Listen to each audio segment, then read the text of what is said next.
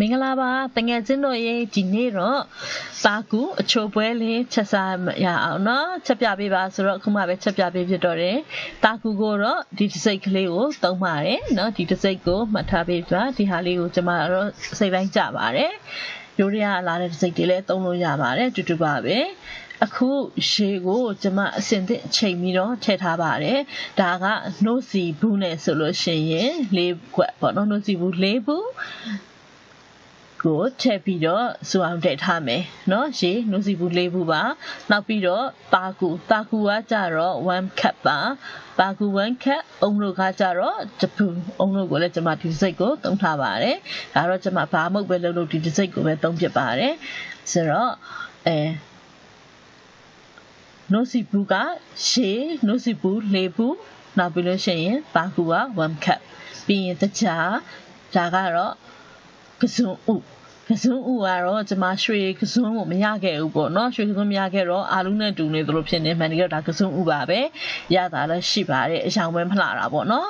သူ့ကိုကြတော့ကျွန်မအနေတော်လေးတွေဖြတ်ထားပြီးတော့တနားကြောင်ရေးစိန်ထားတယ်အခုရေနှုတ်စီဘူးနဲ့လေးဘူးထည့်ထားတယ်ရေကအခုလိုစသိန်းလေးထပြီးတော့စူစားပြုတ်လာပြီဆိုလို့ရှိရင်ကျွန်မကစွန်းဥတွေထည့်လိုက်ပါမယ်အစုံဦးကတော့အခြားတစ်ပြင်ရွှေရောင်နေကြရင်တော့တာကူထဲမှာပို့ပြီးတော့လှတာပေါ့နော်အရသာကတော့တူပါပဲအစုံဦးကိုကျွန်မအခုပြုတ်ထားမယ်ပြုတ်ထားတာကျွန်မ10မိနစ်လောက်ပြုတ်တယ်10မိနစ်လောက်ပြုတ်လို့ရှိရင်အထဲထဲမှာသူကနူတော့နူပဲတိုင်းမဲ့အတွင်းထဲမှာနည်းနည်းလေးနူဖို့ကြံနေသေးတယ်ဆိုတော့အနေအထားပေါ့နော်အဲ့ဒါလိုမျိုးရောက်ပြီဆိုလို့ရှိရင်ကျွန်မတာကူကိုထည့်လိုက်ပါမယ်တာကူက1 cup ပါနော်တာကူက1 cup နှုတ်စီဘူးနဲ့တပူမဟုတ်ဘူးဒီချိန်တွယ်တဲ့ cup ပေါ့နော်ဟိုစားထမင်းပေါင်းဦးထဲမှာပါတဲ့ cup နဲ့ size တူလောက်ရှိတယ်အဲ့ဒီကောင်ကိုဒါတော့ကျွန်မဒီမှာ1 cup ထည့်တယ်ရေကိုကြတော့နိုးစီဘူးနဲ့ချိန်တယ်၄ဘူးတာကူကကြတော့ဒီ cup ဆိုတော့1 cup size နဲ့1 cup ထည့်တယ်ပေါ့နော်ထမင်းပေါင်းအိုတွေက cup နဲ့တူလိုက်မယ် size ကလေပြီးလို့ရှိရင်တကြားကိုကြတော့ကျွန်မအညိုပဲတုံဖြူပဲတုံတူပါပဲကျွန်မတော့အိမ်မှာအညိုအစင်းစင်းရှိတဲ့အတွက်အညိုကိုသုံးတယ်ပေါ့နော်ပြီးလို့ရှိရင်တာကူထည့်ထားပြီးတော့ဟုတ်အိုးအောက်ခြေအထိရအောင်ပေါ့နော်မှွေပြီးအောက်မှာသွားပြီးတော့ကတ်နေတတ်တယ်ပြီးတော့ဒီတာကူကြိုတဲ့အခါမှာပေါ့နော်သူဒီလိုပုတ်ဆူလာပြီးဆိုရင်ဒီလိုမျိုးအခုမှ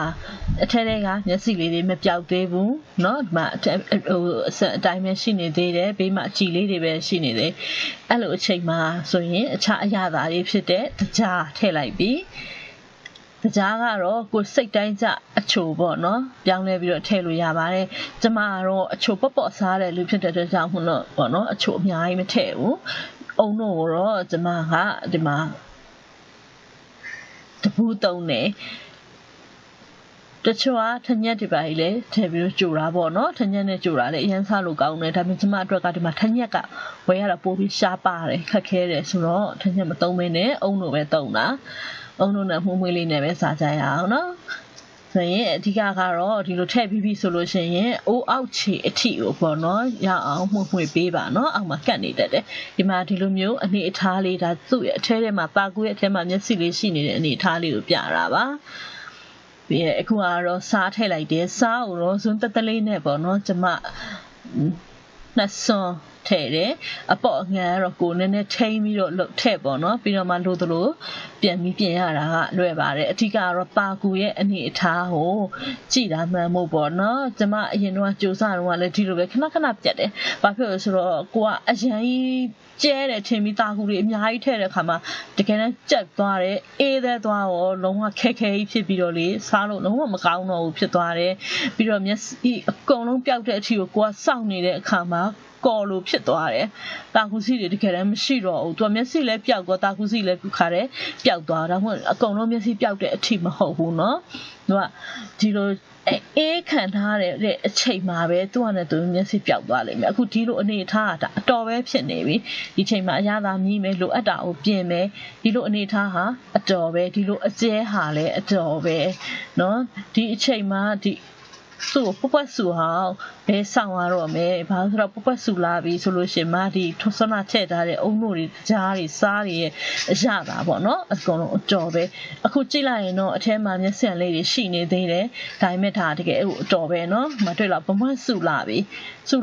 လို့ရှိရင်မိဖို့မီကိုပိတ်လိုက်တော့ပိတ်ပြီးတော့အိုးဘုံဖုံးထားမယ်အိုးဘုံဖုံးထားပြီးတော့ထားလိုက်လို့9မိနစ်လောက်နေသွားကြည့်လိုက်လို့ရှင်ဒီမှာအထဲတွေကမျက်စံတွေကအကုန်လုံးပျောက်သွားလိမ့်မယ်အကုန်လုံးပျောက်သွားပြီးတော့တာကူစည်းလှလှလေးကိုရမှာဖြစ်တယ်เนาะဒီကြိုနေတဲ့အချိန်မှာတော့မျက်စံအားလုံးပျောက်သွားတဲ့အထိကိုမကြိုပါနဲ့အခုဒီအနေထားမှာဆိုလို့ရှိရင်အတော်ပဲကျဲလဲမကျဲဘူးဆိုတော့အေးသွားပြီဆိုတာနဲ့ကိုပြစ်သွားပြီနောက်ပြီးတော့မျက်စံတွေအကုန်လုံးလည်းပျောက်သွားပြီဒီလိုအနေထားလေးကအတော်ပါပဲเนาะကျမလည်းခဏပဲဒါမှားခဲ့ဘူးတယ်ပြတ်ခဲ့ဘူးတယ်ပေါ့နော်ဆိုတော့ဒါကြောင့်ခုနတည်းချာပြောပြပေးတာပါကျမရဲ့ဗီဒီယိုဖိုင်လေးတွေကိုအားပေးနေတဲ့အတွက်အားလုံးကိုကျေးဇူးတင်ပါတယ်ပတ်တိုင်းမဲ့စူးစမ်းပြီးတော့ကျမတက်သိရွေလေးပေါ့နော်ပြပေးပါမယ် like and share လုပ်ပေးပါဦးနော် subscribe လုပ်ထားဖို့လည်းမမေ့ပါနဲ့ကျမရဲ့ကိုယ်ပိုင် website ဖြစ်တဲ့ chotsu.com မှာဝင်ရောက်ကြည့်ရှုပြီးတော့လည်းအားပေးလို့ရပါတယ်နော်အားလုံးပဲပျော်ရွှင်ချမ်းမြေ့ပါစေကျေးဇူးတင်ပါတယ်ရှင်